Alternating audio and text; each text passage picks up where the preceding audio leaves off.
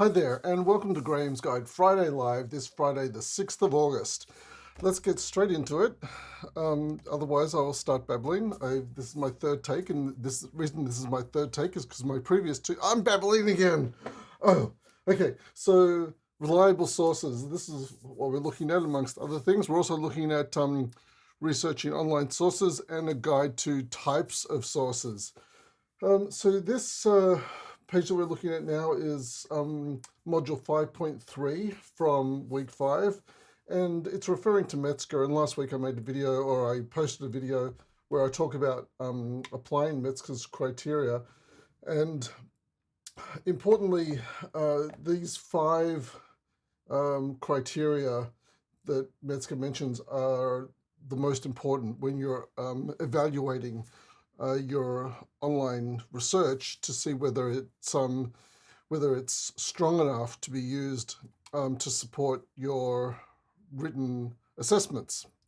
Okay, so the 5 criteria that Metzger says that we should look out for are accuracy, and this refers to the accuracy of the information on the website.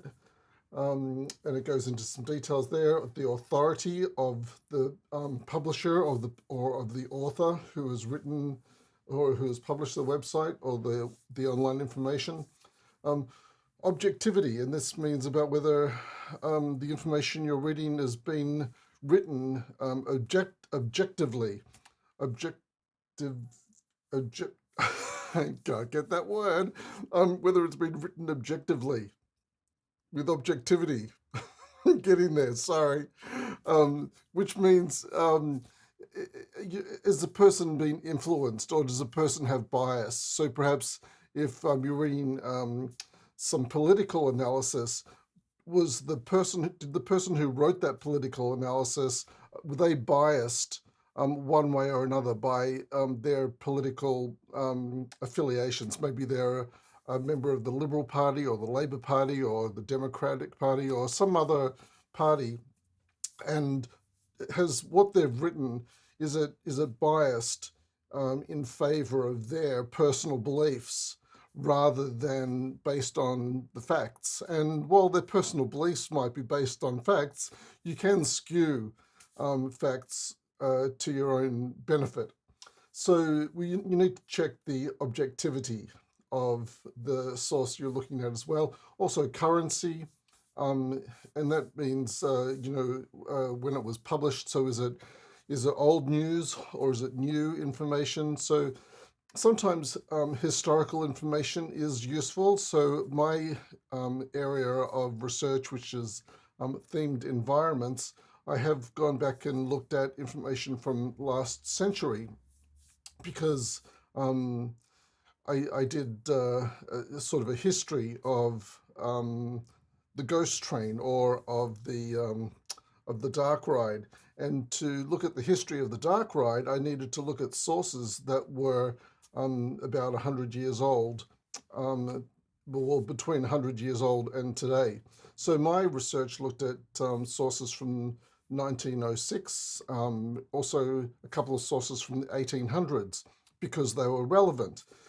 If you're writing about the most recent medical research or psychology research, then perhaps the currency of the document that you're looking at needs to be more recent than 100 years ago. And then the last one here is coverage.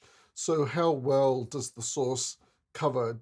Is there too much information provided? Is there not enough coverage provided for you to get the information you need? So these five areas: accuracy, authority, objectivity, currency, and coverage. These are the 5 criteria you should apply to your sources, your online sources, or your online research when you're looking for sources.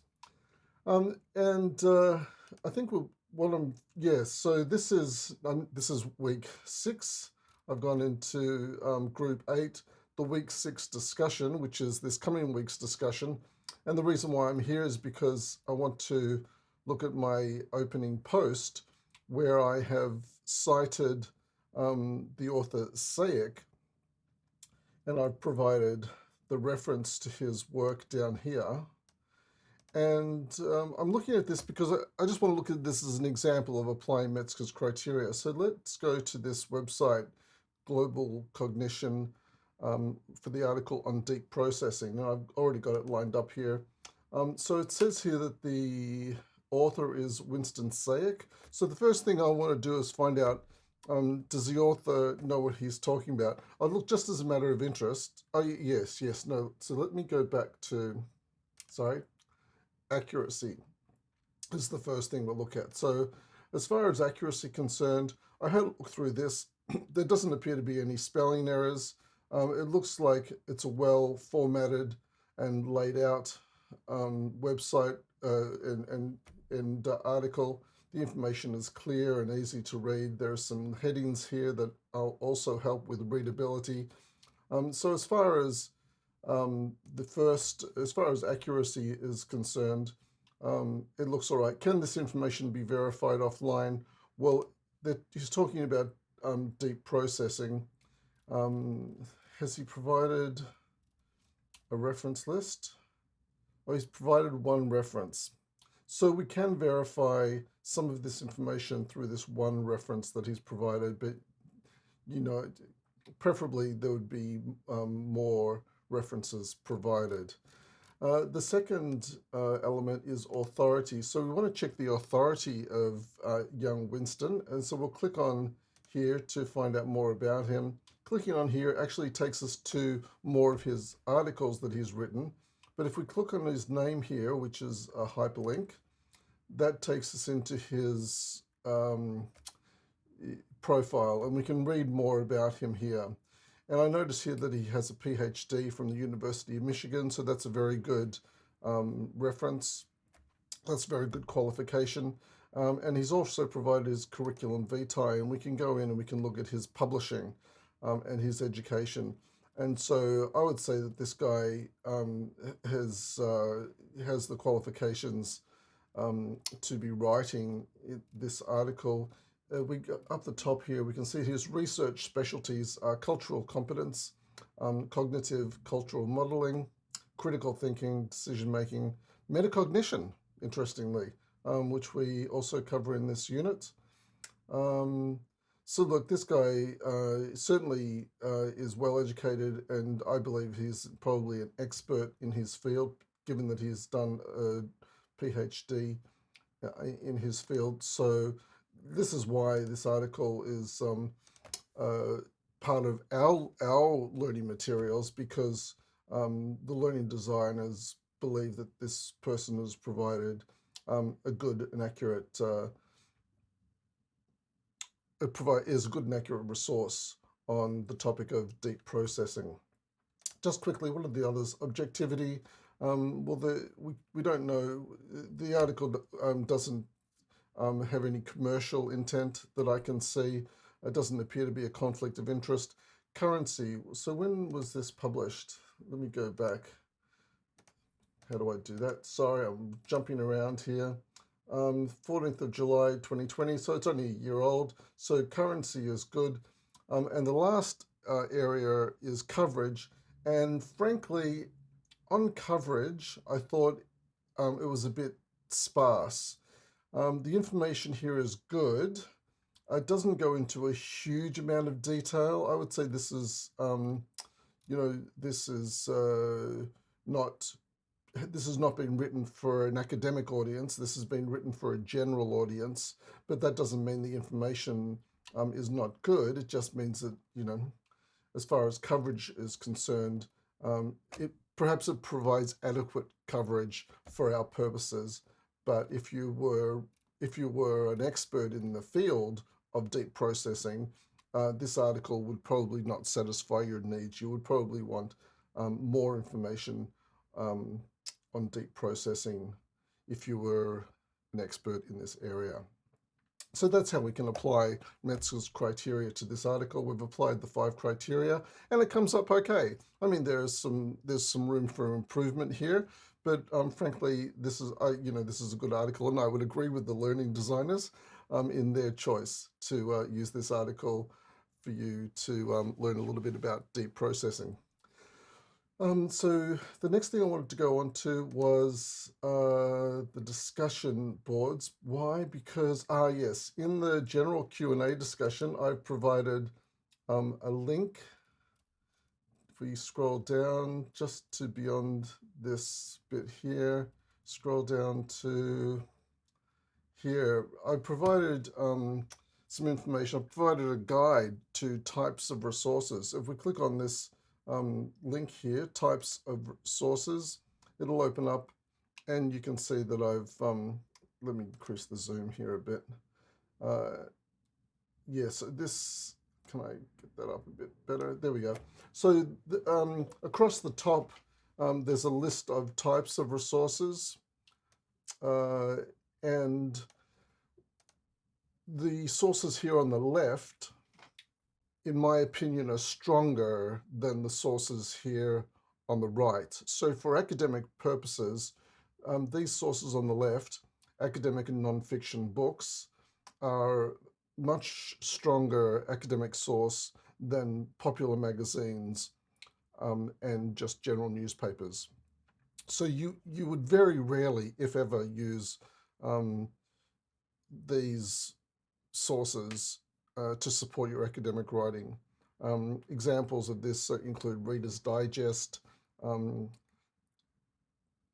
Australian Geographic, Time magazine. You wouldn't use these sort of magazines necessarily to support your academic writing, or very rarely. And again, with newspapers, even though newspapers are very often a credible source, the articles written by the journalists are not often writing in their field of expertise, and they are not necessarily experts in the area they're writing in. Their expertise is journalism and research. So while their work is of a very high standard, we would prefer you citing an expert in the field rather than a journalist who is writing about other experts, if that makes sense. So on the right here, I've got the internet as a source. The reason why it's over here on the right, it's not because it's the worst source, it's because it contains the worst, but also the best of information. So on the internet, you can find academic publishers are publishing information, and we are providing links to online sources on the internet all the time. But also on the internet, you'll find terrible sources, misinformation, and people who are deliberately trying to deceive you. So you have to be very careful when you're sourcing online information. And applying Metzger's criteria will help you determine whether the online source you have found is a strong academic source or not. A lot of people use Wikipedia, but Wikipedia, in fact, is not a credible source for academic use. I've got the Wikipedia tab here. In fact, in Wikipedia, they will tell you, it says here on this page, Wikipedia is not a reliable source for academic writing or research. So even Wikipedia realize that they are not a strong enough source for academic writing. There's another couple of pages here that I've found. This one called The Invisible Mentor. Now, while this person, what is her name? Where is it? Avril Beckford. Avril Beckford is probably a lovely person, and she has some expertise in her area.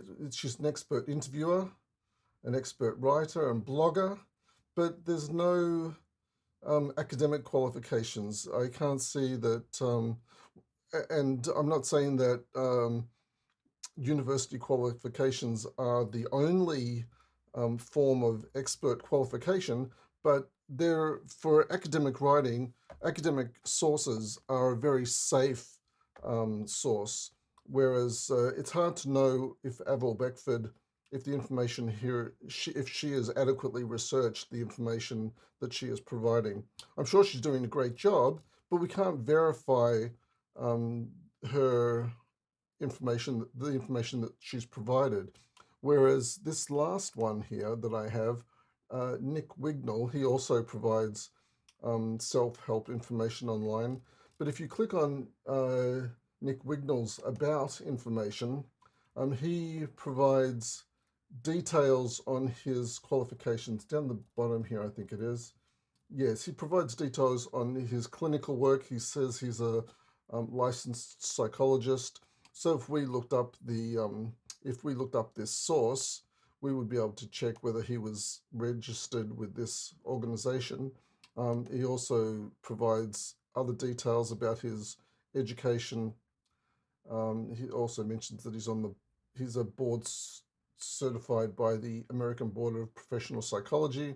And other anyway, look, he's provided some details here that can be verified, and we can verify his qualifications. So this person's website is a much stronger academic source, or than this one. Well, when I say an academic source, just as far as online sources go, this website I would have more faith in the information I was receiving rather than this one. Look, that's all I wanted to share with you today. If that's raised any questions for you, please bring them into the discussion boards, and I'm happy to answer any questions there. There's still a lot of discussion going on. Week 5, people have already started in week 6, in fact, in a couple of the groups. So I'm happy to answer any questions in the discussions. If you're posting a little bit early, that's fine. If you're turning up to the discussions a little bit late, I see some people apologizing for late posts. That's perfectly okay. I actually go back and I read late posts, even if you're posting back in week 1 or 2. I can see that there are posts there that I haven't read, so I will go back and I'll read the posts from earlier weeks as you post in them. So don't feel bad if you're revisiting posts from previous weeks. That's all good. I think it's any engagement.